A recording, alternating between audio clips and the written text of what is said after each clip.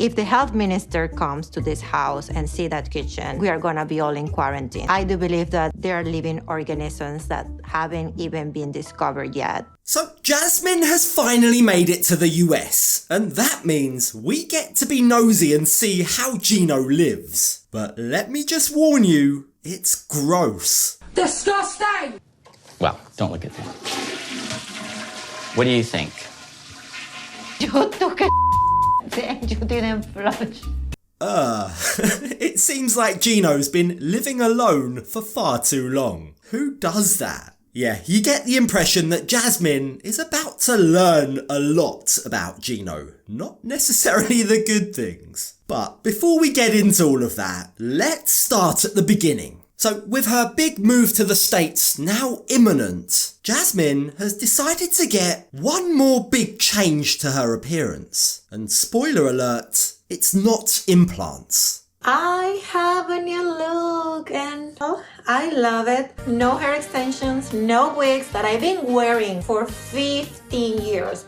Okay, hands up, I'm a guy, I'm not good at this kind of stuff, right? But I had no idea that she'd been wearing a wig. But either way, Jasmine explains that she was sick and tired of all of the continuous arguments that she and Gino were having. So she felt the need to do something drastic to feel like she'd regained control of her life. But why do I also have a sneaky feeling that this decision might have also been driven by finances? I mean, we know her hair extensions were costing Gino at least a few $1,000s every single time. Plus, she just blew her entire wedding dress budget on a butt lift that Gino has no idea about.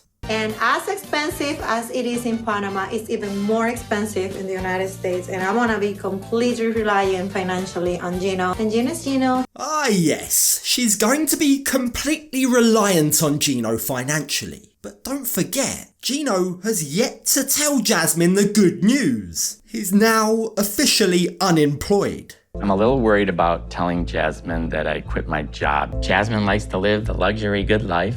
And if I don't have any income or money, oh my God, Jasmine's going to kill me. Now, it is good to see that Jasmine is somewhat prepared to make sacrifices to her lifestyle. But as she completes some last-minute packing before going to the airport, it also becomes very obvious that she's under the impression she's already sacrificed enough to be with Gino. So why should she have to sacrifice even more? Even though I try very hard to explain all the sacrifices that I'm making just to be with him, nothing compares to saying goodbye to your family, to your roots. Now that it's actually time to leave, the reality is hitting her hard. The prospect of leaving the country she's very proud of and saying goodbye to her sons and the rest of her friends and family is clearly affecting her deeply. She doesn't think that Gino truly understands the emotional rollercoaster she's on, and the toll of this departure becomes very obvious as Jasmine and her dog Coco say goodbye to her younger sister Liz. Chao, Coco. Pero te huele tan bien. So after the teary goodbyes and the I love yous are exchanged, Jasmine heads to the airport. And finally, she's getting her move to America. Now, while her sons are staying behind in Panama, she is taking her dog Coco, who, it seems, has a very extravagant travel setup. But Jasmine is keen to remind us she's not forgotten about her sons, not by any means. But I'm doing this not just for me, also for them. But I feel so bad. So Gino and Jasmine's long-term plans are to bring her sons over to America. But before doing so, she wants to get married and build a comfortable home for them. She wants the foundations to be ready before integrating them into life in America. But what exactly will that home life look like? Well, if the past has taught us anything about Gino and Jasmine, it's likely to be turbulent. Today is the day that Jasmine arrives in Detroit, but unfortunately last night we kind of got in an argument and she blocked me on WhatsApp. Oh no, what was it this time, Gino? Tell me it wasn't those Panamanian flags again. Why did you have the Panamanian flag? What do you mean? I don't want to see the Panamanian flags in the background. It's a new day, the start of a brand new life together in a new country. And they're kicking off with a fight, with bad energy, bad blood. Some things just never change. Jasmine's picture is normally here. You can see that she blocked me because her picture is gone. So you're not in communication with her at all right now? No. Wait, so you're telling me Gino's ready to physically go and pick up Jasmine from the airport, flowers in hand, whilst being completely unaware of whether or not she even got on the plane? And the funny part is, he doesn't even seem irritated that he's been blocked. He just mentions it like it's an everyday normal occurrence, because it probably is. He knows that when I block him, he did so wrong. If I haven't blocked him, we're still, I'm mad, but not that mad. It is like a fighting ritual. So, judging by the scale that she's just given us, it seems like blocking is quite serious then. Maybe Gino should be a bit more concerned. But remember, he has bigger things to worry about. I quit my job because I wanted to make sure she's very comfortable in Michigan, and I don't know if she's even going to make it to the USA.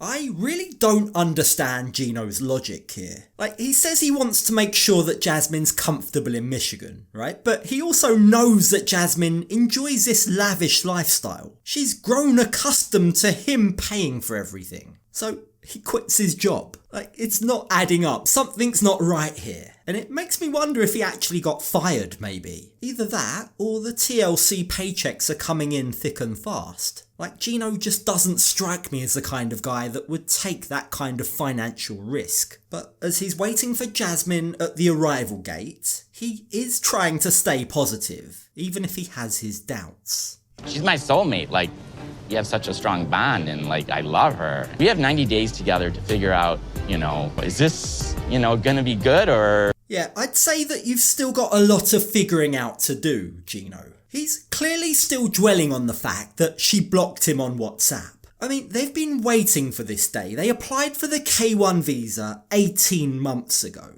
This should be a happy day.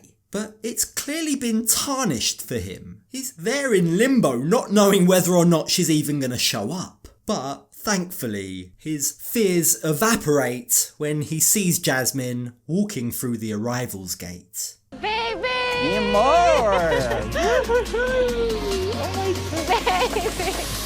Oh my God! With all the drama that these two have been through, it's a real miracle that she's standing in US soil right now.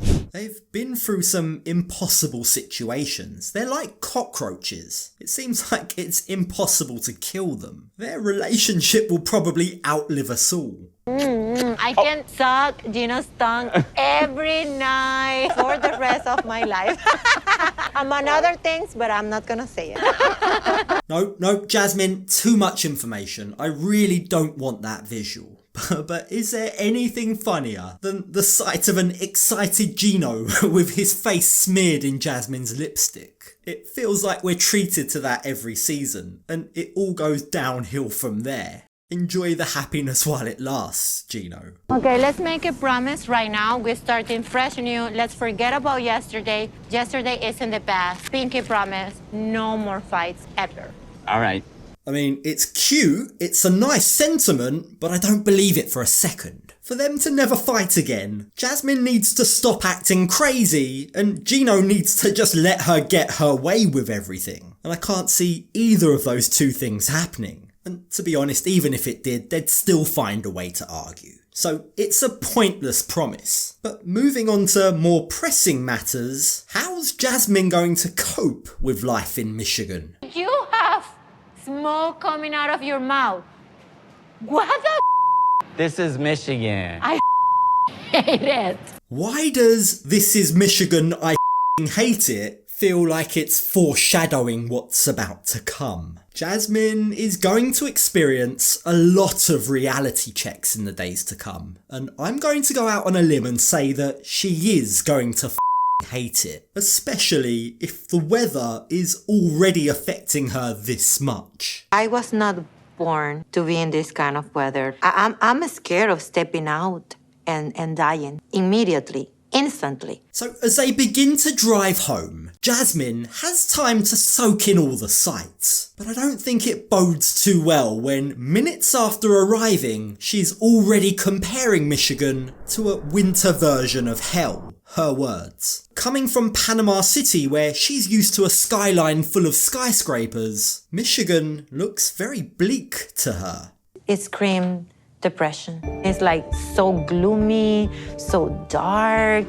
I think that God didn't want people to live here. So Jasmine's first impression of her new home isn't exactly great. But what about Gino's house? Maybe that might change her mind. Well, judging by his dress sense, I think we can all gauge that Gino probably isn't into interior design. That could be a good thing. Maybe Jasmine will treat it like a blank canvas, an opportunity for her to stamp her mark. The first thing that I noticed as soon as I entered the house is the ugly colors of the walls. That was the first impression. Look, we always knew that Jasmine was going to tear his house apart, verbally and probably physically in the future too. But her taking aim at the colour of the walls is particularly funny because Gino made the mistake in the first season of telling Jasmine that those colours were picked out by his ex-wife. And things only get worse from there. Jasmine complains that the house smells, and that's before they even get to the kitchen.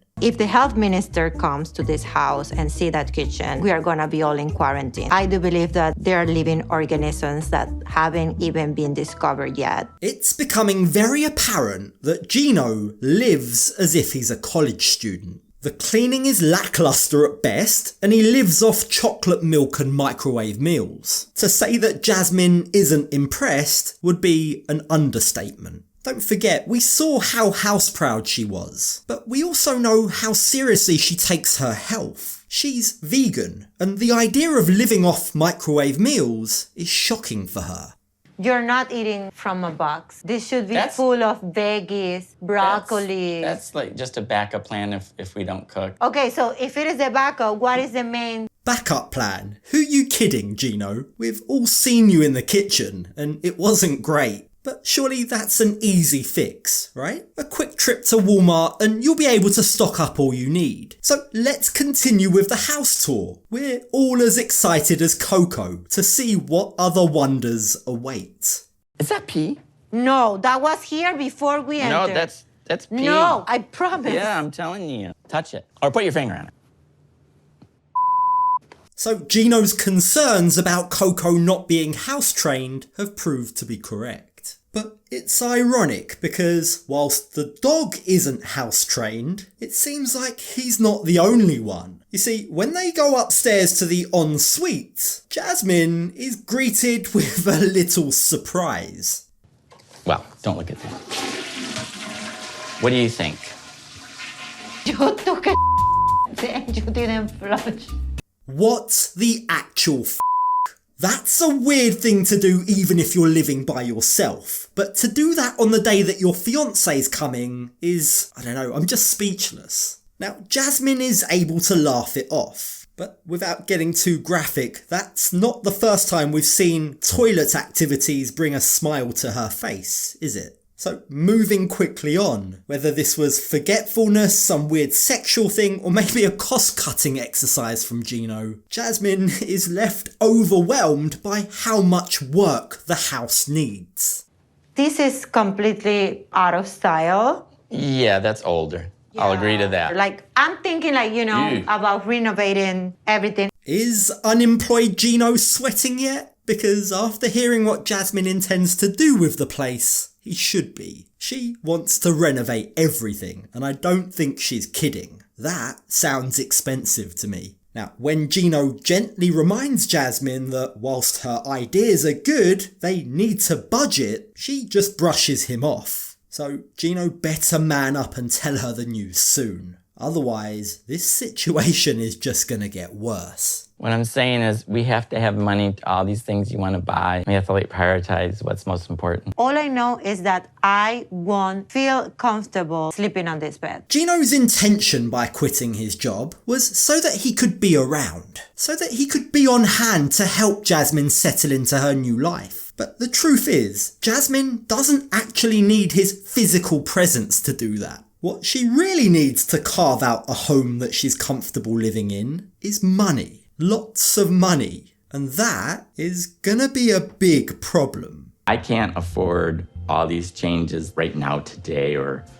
within the next 90 days or the next year. I don't think that Gino's thought through the consequences of his actions here. Like, what's this going to mean for Jasmine's intentions to bring her children over? This is going to be a huge hurdle for them. But by the looks of things, there's gonna be a great many of those hurdles in store. So, what do you reckon? How soon before she starts pressuring him to move to LA?